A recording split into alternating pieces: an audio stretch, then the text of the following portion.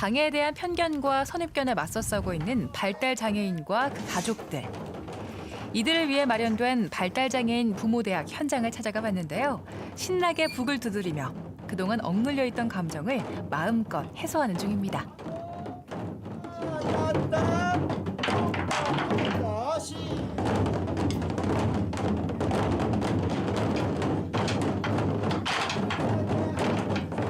발달 장애인들의 부모를 위한 이런 이제 교육을 위한 프로그램이에요. 그래서 아이들 키우면서 힘든 점이나 올바르게 아이들을 키우자는 거 취지로 이렇게 만들었습니다. 도지적발달 장애인 복지협회가 마련한 발달장애인 부모대학. 1박 2일의 일정으로 발달장애인 자녀를 위한 성교육부터 자조 모임, 심신을 치유하는 표현예술 심리치료도 함께 진행됐습니다. 발달장애인 자녀를 위해 남은 시간과 삶을 투자해야 하는 부모들. 자녀 양육을 위한 교육과 정보 제공 서비스는 종종 있지만 이렇게 스트레스를 해소할 수 있는 기회는 많지 않습니다. 꼭 있어야죠. 항상 애들 이제 학교 보내고 나면 맨날 24시간 집에만 있어야 돼요. 이 사회 경험도 없고 이런 시스템이 있었다는 것도 모르고 그래도 알고 나서 이런 데 와봐서 그나마 이렇게 몸으로 활동적인 거를 갖다 몸으로 움직이는 거 너무 기분이 좋고 하고 싶은 마음이 와닿는 거. 그래서 맨날 이런 걸 했으면 하는 마음이 와닿습니다. 여가 활동도 포기한 채 사회에서 고립된 부모들. 돌봄 지원이 해결해주지 못하는 문제이기도 한데요. 이처럼 서로 소통하고 공감할 수 있는 기회가 많아졌으면 합니다. 함께 나눌 수 있는 어떤 시스템을 발전해 나가서 진짜 아이들이 힘들지 않게 성장할 수 있는 그런 길이 열렸으면 좋겠습니다.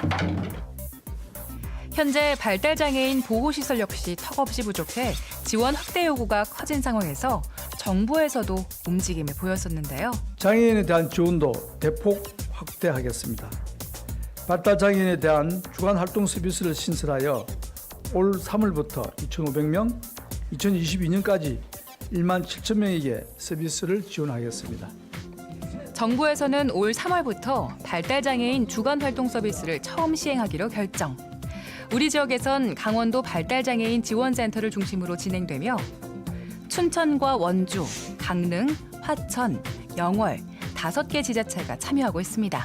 강원도에는 한 8,900명 정도의 이제 발달장애인 분들이 좀 거주하고 계시는데 이제 실질적으로 뭐 이분들이 이제 학교를 졸업하신 다음에는 적정하게 이용하실 수 있는 그런 프로그램들이 상당히 좀 미약한 게 사실이에요. 그래서 주간활동 서비스 제공기관에서 취미활동이라든가 문화활동, 여가활동, 스포츠활동 좋은 프로그램을 제공하는 그런 서비스라고 말씀드릴 수 있습니다. 강원도 발달장애인 지원센터에서는 현재 발달장애인 주간활동 서비스 제공 인력을 모집해 교육과 실습을 마쳤습니다.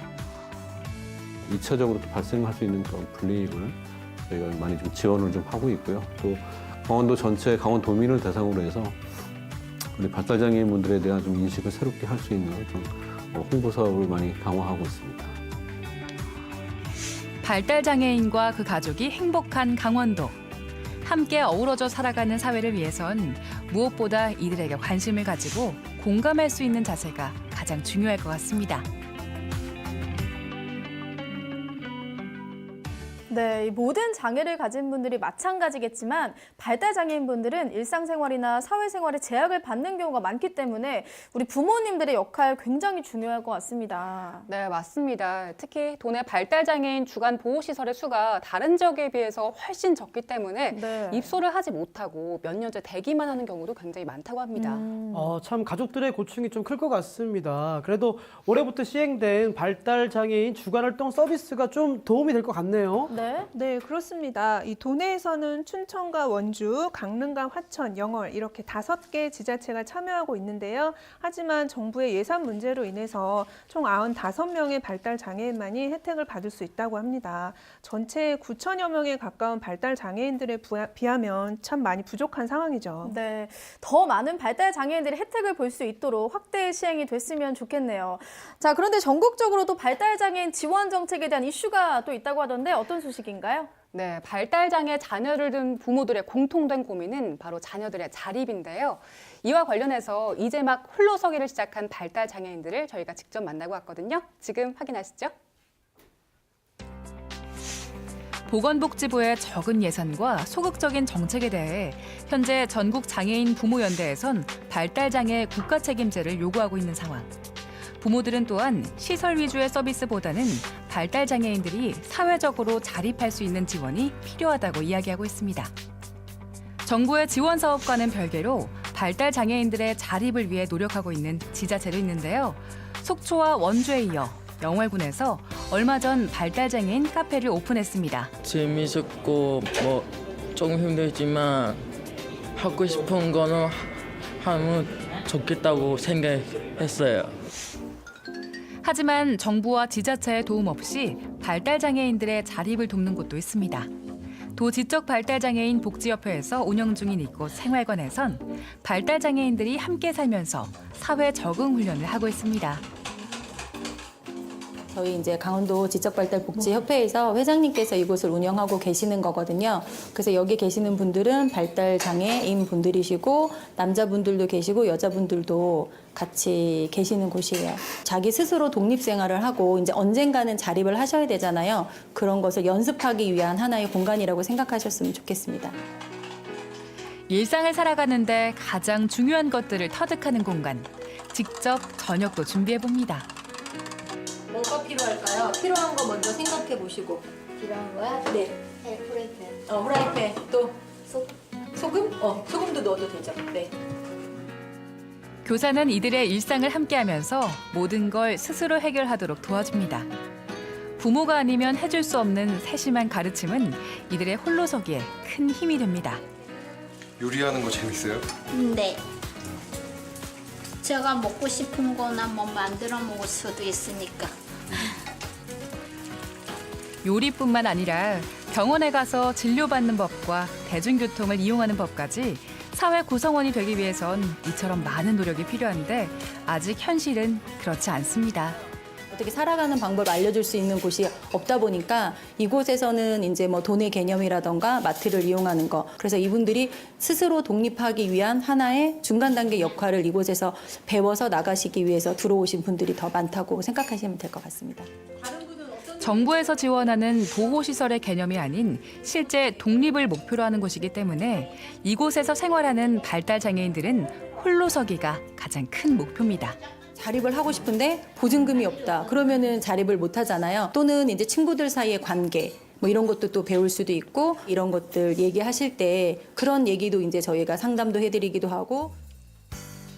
이 밖에 다양한 프로그램을 통해 발달장애인들의 여가와 문화생활을 장려하고 취업을 지원하는 등 적극 노력해왔는데요. 지자체의 지원이 없어 사실상 후원과 자원봉사로 이어오고 있습니다. 살아가는데 가장 중요한 부분이죠. 돈에 대한 개념 역시 확실하게 가르쳐주는데요. 각자 주어진 용돈을 어떻게 쓰는지 확인해보고 올바른 지출에 대해 수시로 알려줍니다. 10만 원? 그렇죠. 단체로 가서 그렇게 하는데 여러분들이 혼자 가서도 할 수 있어야 된다, 없어야 된다? 있어야 된다. 강원도에 그런 많은 도움이 필요하지 않을까. 그러면 저희들 정말 열심히 뛸 준비는 되어 있는데 좀 그런 예산이 많이 부족한 부분이 많은 것 같아요. 제가 꿈이 있는데 안마사 되는 꿈인데요. 피로 같은 거를 다 풀어주고 싶어요.